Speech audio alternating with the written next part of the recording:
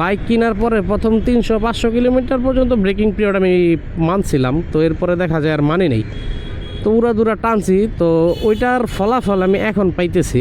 তো এখন যেরকম গাড়ি 20,000 কিলোমিটার প্লাস রান করতেছে, তো যে সকল বাইকগুলো আমি মাঝে মাঝে দেখি যে যারা ব্রেকিং পিরিয়ডটা মেনটেন করছে তাদের ইঞ্জিনের সাউন্ড আপনি বিশ্বাস করেন আর না করেন, আমি যখন বাইক নতুন অবস্থায় যে এরকম সাউন্ড পাইছিলাম, তো তাদেরগুলো এখন 20,000-25,000 কিলোমিটার রানিং বাইকে ওই সাউন্ডটাই আমি পাই, কিন্তু আমার বাইকে সাউন্ডটা নষ্ট হয়ে গেছে, কারণ ওই যে আমি উড়াদুরা টানছি। হোয়াটসঅ্যাপ লাভলি পিপল, আসসালামু আলাইকুম। কী অবস্থা আপনাদের সবার? আশা করি সবাই ভালো আছেন।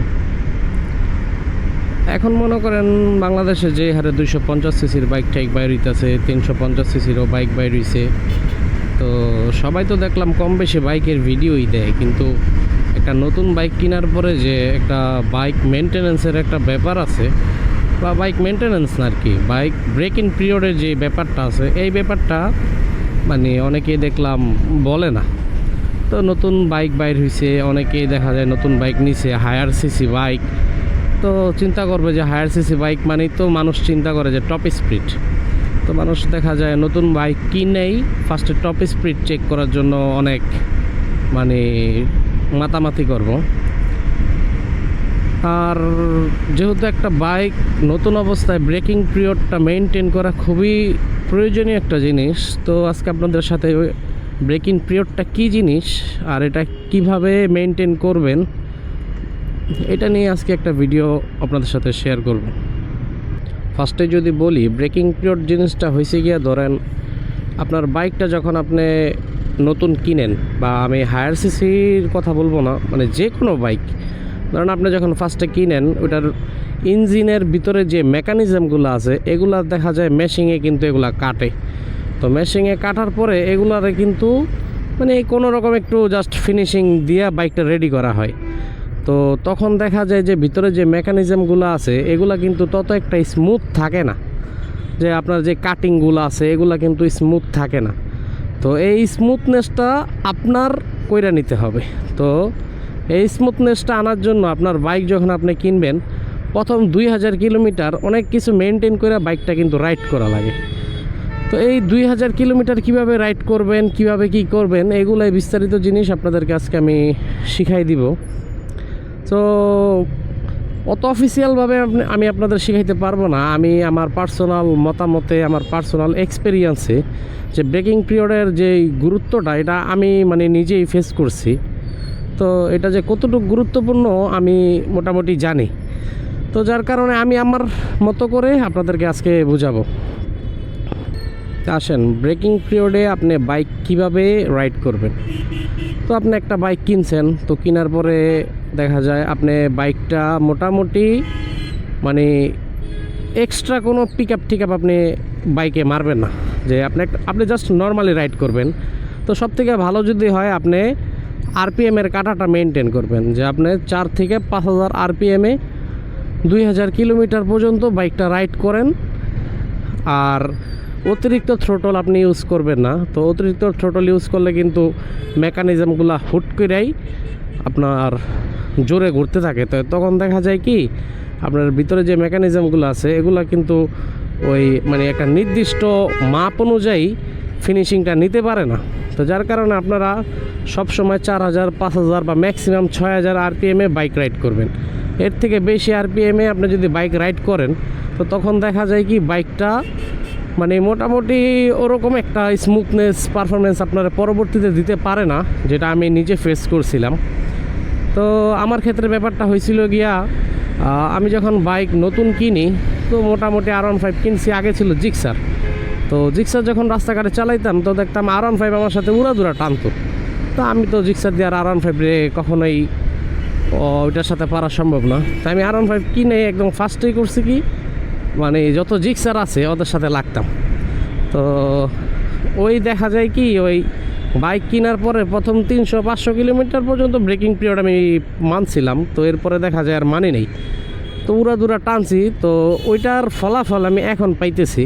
তো এখন যেরকম গাড়ি 20,000 কিলোমিটার প্লাস রান করতেছে, তো যে সকল বাইকগুলো আমি মাঝে মাঝে দেখি যে যারা ব্রেকিং পিরিয়ডটা মেনটেন করছে তাদের ইঞ্জিনের সাউন্ড আপনি বিশ্বাস করেন আর না করেন, আমি যখন বাইক নতুন অবস্থায় যে এরকম সাউন্ড পাইছিলাম, তো তাদেরগুলো এখন 20,000 25,000 কিলোমিটার রানিং বাইকে ওই সাউন্ডটাই আমি পাই, কিন্তু আমার বাইকে সাউন্ডটা নষ্ট হয়ে গেছে, কারণ ওই যে আমি উড়াদুরা টানছি। তো যার কারণে ব্রেকিং পিরিয়ডটা কিন্তু মেনটেন করা অনেক জরুরি, নাইলে কিন্তু আপনার বাইকের সাউন্ড আপনার পরবর্তীতে নষ্ট হয়ে যাবে। আপনি কিন্তু ওরকম একটা বাইক থেকে সাউন্ড পাবেন না, তারপরে গিয়ে আপনার বাইক চালায়ও ওরকম একটা স্মুথনেস পাবেন না। আমি মাঝে মাঝে অন্যান্য যে বাইকগুলো চালায় দেখি, তো ওগুলো কিন্তু যারা ব্রেকিং পিরিয়ড মেনটেন করছে তাদের কিন্তু মানে মোটামুটি ভালোই স্মুথনেস থাকে বাইকগুলায়, যেটা আমারটা আমি পাইতেছি না। তো খুবই হতাশজনক। তো যার কারণে আপনারা অবশ্যই 4,000 5,000 বা ম্যাক্সিমাম 6,000 যে রানিং অবস্থায় 6,000 আরপিএমের বেশি আপনি বাইক উঠায়েন না। 80 90 এত স্পিডও তো দরকার নেই, আপনার 50 থেকে 60 এই স্পিডের ভিতরে আপনি বাইকটা চালান, মোটামুটি দেখবেন পরবর্তীতে 2000 কিলোমিটারের পরে গিয়ে আপনি ভালো একটা রেজাল্ট পাবেন আশা করি। তারপরে আসেন গিয়ে আপনার ব্রেকিং পিরিয়ডে কত কিলোমিটার পর পর মোবিলটা চেঞ্জ করবেন। তো ব্রেকিং পিরিয়ডে কিন্তু মোবিল চেঞ্জও মোটামুটি একটা গুরুত্বপূর্ণ জিনিস। তো আপনার ব্রেকিং পিরিয়ডে আপনি যখন বাইকটা ফার্স্টের শোরুম থেকে 0 কিলোমিটার রানিং বাইক, এই বাইকটা যখন আপনার শোরুম থেকে আনবেন, ফার্স্টে 200 থেকে 300, এই 200 থেকে 300-র ভিতরে আপনার ইঞ্জিন অয়েলটা আপনি চেঞ্জ করবেন। আর অবশ্যই মিনারেল গ্রেডের ইঞ্জিন অয়েল ইউজ করবেন। আপনি ভুলেও তখন কিন্তু সিনথেটিক গ্রেডের ইঞ্জিন অয়েল ইউজ করবেন না। ফার্স্ট 2000 কিলোমিটার আপনি মিনারেল গ্রেডের ইঞ্জিন অয়েল ইউজ করবেন। তো ফার্স্টে 200 থেকে 300 কিলোমিটার পর্যন্ত আপনি মোবিল চেঞ্জ করবেন, সাথে আপনার মোবাইল ফিল্টারটা চেঞ্জ করবেন। তারপরে আসেন ওই 300 থেকে 700 বা 800, এই 700-800 পরে আপনি আরেকটা মোবিল চেঞ্জ দিবেন। মোবিল সাথে কিন্তু ফিল্টারটা অবশ্যই চেঞ্জ করবেন। তারপরে আপনার আসেন গিয়া 1012, তো 1012তেও আপনি আবার মোবিল ফিল্টারটা চেঞ্জ করবেন। লাস্ট হয়েছে 2000 কিলোমিটার। তো 2000 কিলোমিটারে যখন যাবেন তখন আরেকটা মোবিল আর মোবিল ফিল্টার দুইটাই আপনি চেঞ্জ করবেন।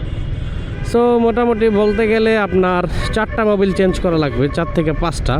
আপনি এগুলো যত করবেন অতই ভালো। 4-5টা করলে মোটামুটি দেখা যায় একটা ভালো মানের পারফরমেন্স আপনি পরবর্তীতে গিয়ে পাবেন।